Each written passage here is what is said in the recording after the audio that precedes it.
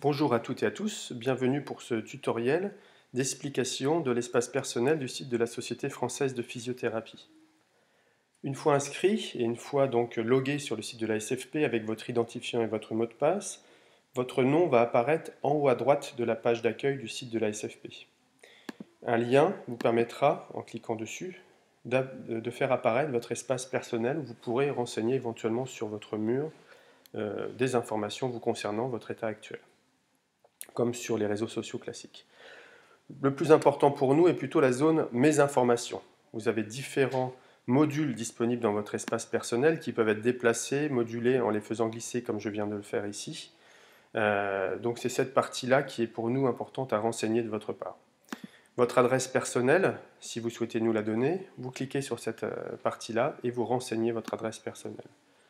Votre adresse professionnelle, vous avez la possibilité d'avoir jusqu'à 3 adresses professionnelles en cours pour ceux qui ont plusieurs activités. Donc en cliquant ici, vous allez faire apparaître, comme on aurait fait pour l'espace personnel, la date d'entrée dans l'activité, éventuellement la date de sortie quand c'est une fin d'activité, l'établissement, donc si c'est un cabinet libéral, généralement c'est votre nom et votre prénom, effectivement. Sinon, si votre centre de rééducation, votre hôpital a un nom, vous l'inscrivez ici. Ou si vous avez donné un nom à votre cabinet libéral, vous pouvez l'inscrire à cet endroit-ci. Si vous avez un site web également, vous pouvez renseigner évidemment votre fonction, le pays, l'adresse postale, l'email, etc., comme classiquement sur une fiche de description. N'oubliez pas d'enregistrer votre fiche pour mettre à jour et renseigner donc les informations que vous avez complétées. Si vous voulez ajouter une nouvelle activité, donc si vous avez plusieurs activités professionnelles en simultané, cliquez sur le bouton Ajouter et un nouvel onglet apparaîtra à cet endroit-ci. Donc là, c'est ce que je vais simuler. Voilà, seconde activité, vous décrivez. Voilà. Vous avez la possibilité donc d'ajouter jusqu'à 3 activités professionnelles. Donc là, je n'enregistre pas pour ne pas d'informations erronées.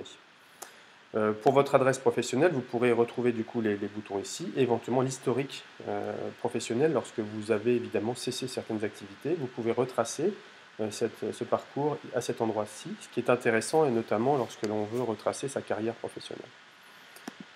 Au niveau des informations donc utilisateurs, là c'est vraiment le point important à renseigner.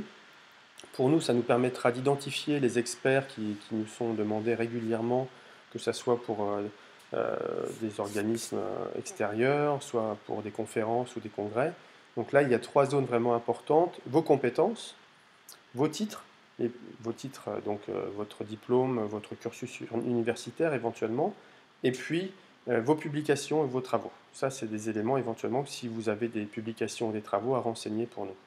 Donc pour les compétences, eh bien, vous allez faire apparaître 5 domaines avec un petit plus, vous cliquez dessus, et ça permet de déployer le sous-menu, et des cases à cocher qui vous permettent de cocher les compétences dans lesquelles vous vous sentez donc compétent. Donc ici, on peut cocher, décocher évidemment ces compétences. Une fois que l'on a mis à jour ce profil, vous cliquez enregistrer pour valider la mise à jour de votre profil de compétences. Pour le cursus, ce sont tous vos diplômes, donc vous pouvez sélectionner l'année de votre diplôme, le type de diplôme que vous avez passé, dans quelle spécialité, dans tel établissement. Vous ajoutez un nouveau diplôme en appuyant sur la petite croix, le plus à côté, avec également l'année, le titre que vous avez reçu, voilà, dans la spécialité, au sein de tel établissement, et ainsi de suite. Si vous voulez effacer une activité, ou un diplôme, vous cliquez sur la croix rouge. Pour les langues, eh bien, vous avez plusieurs niveaux de maîtrise. Donc lu à parler ou langue maternelle. Pareil, vous pouvez ajouter plusieurs langues ou supprimer en cliquant sur la croix rouge. Quand vous avez fini, vous mettez à jour en enregistrant les informations. Sur votre espace personnel, vous avez aussi d'autres paramètres. Donc les paramètres courrier, les courriers postaux, si vous voulez qu'ils soient adressés sur vos adresses personnelles ou professionnelles, les courriers mail, si vous voulez qu'ils soient adressés sur votre adresse mail personnelle ou professionnelle. Si vous souhaitez recevoir la newsletter de la SFP ou si vous souhaitez recevoir aussi les informations des groupes d'intérêt, si vous voulez en tout cas recevoir un flux d'informations des activités de la SFP, du groupe Pedro notamment, de traduction Pedro. Vous enregistrez et vous mettez à jour du coup le paramètre courriel.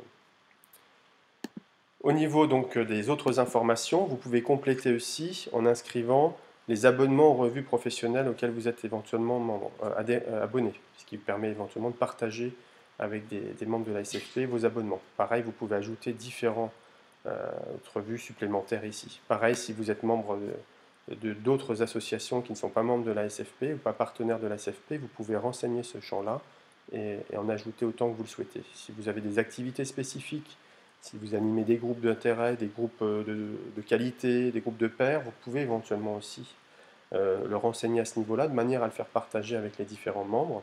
Et au niveau familial, vous pouvez éventuellement préciser aussi si vous voulez que ces informations soient connues. Quand vous avez terminé, vous enregistrez la modification de votre page. Au niveau confidentialité, alors évidemment, ces informations, vous allez pouvoir les rendre accessibles selon 4 niveaux. Le premier niveau, c'est le niveau public, c'est-à-dire, si vous cochez sur ce bouton-là, n'importe qui allant sur le site de la SFP, vous ayant identifié, peut avoir accès à cette information. Donc pour l'adresse personnelle, vous pouvez décocher cette information ou l'adresse mail pour pas qu'elle soit visible du public sur le site de la SFP. Donc ça, c'est important éventuellement pour vous de moduler sur ce que vous souhaitez diffuser ou pas. Au niveau des membres de la SFP, ici, dès que vous vous renseignez, par défaut, généralement, on place l'accès de ces informations à tous les membres de la SFP. Et puis ici, ça peut être aux amis, c'est-à-dire aux gens qui ont demandé à être amis avec vous, et donc à qui vous donnez l'autorisation d'avoir accès à des informations personnelles, ou en tout cas des informations que vous ne souhaitez diffuser qu'à ce groupe de personnes. Et puis éventuellement, vous pouvez empêcher la diffusion de ces informations en cliquant sur ce bouton-là, et ça ne reste accessible qu'à l'administration de la SFP. Vous avez un autre onglet, l'annuaire, puisqu'il y a une recherche avec un annuaire au sein du site de la SFP. Donc là, on a moins d'informations disponibles, mais pareil, elles seront soit publiques, soit elles ne seront pas publiées. Donc dans l'annuaire, si vous ne souhaitez pas que votre email soit diffusé, en l'occurrence là celui-ci, vous cliquez sur le bouton ne pas publier. Si vous voulez par contre que l'adresse professionnelle, la première ou la deuxième ou la troisième soit mise en ligne, à vous de jongler sur ces boutons. Donc ça c'est important aussi pour votre confidentialité. Après vous pouvez voir si votre profil a été vu par vos amis, les membres du réseau. Bon, ça ce sont d'autres paramètres un peu plus avancés de votre page de votre espace personnel. Voilà, donc on a vraiment dans cette zone-là 6 gros domaines importants, vos compétences, vos titres et travaux, vos paramètres de courrier de diffusion, les abonnements ou les adhésions supplémentaires et la confidentialité de ces informations. Vos communautés, donc la SFP propose différents groupes d'intérêt, donc vous pouvez vous inscrire à ces groupes d'intérêt en cliquant sur les liens qui se trouvent sur la droite ici, ou vous désinscrire si vous souhaitez ne plus être inscrit. Donc là je vais m'inscrire à 2 groupes, donc le pilote des groupes va recevoir une invitation et va valider éventuellement votre inscription. Donc, ce qui fait que vous apparaîtrez ensuite dans cette zone-ci. Vous serez du coup reconnu comme étant membre d'un groupe de travail ou de groupe d'intérêt. Et vous-même, vous pourrez donc vérifier si vous êtes bien adhérent à ces groupes.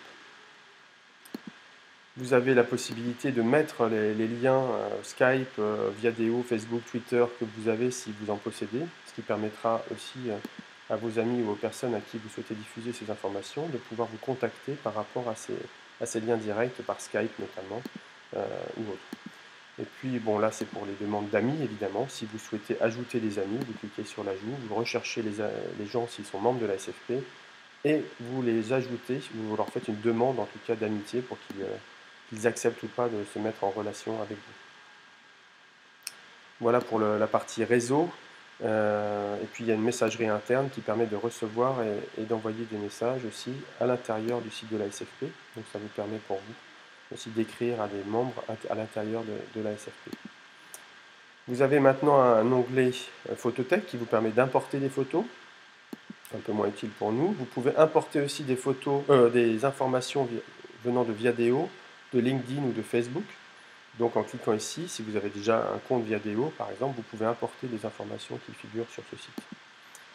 Ici, vous allez retrouver l'historique de vos paiements. Donc toutes les adhésions, les factures seront listées à cet endroit-ci.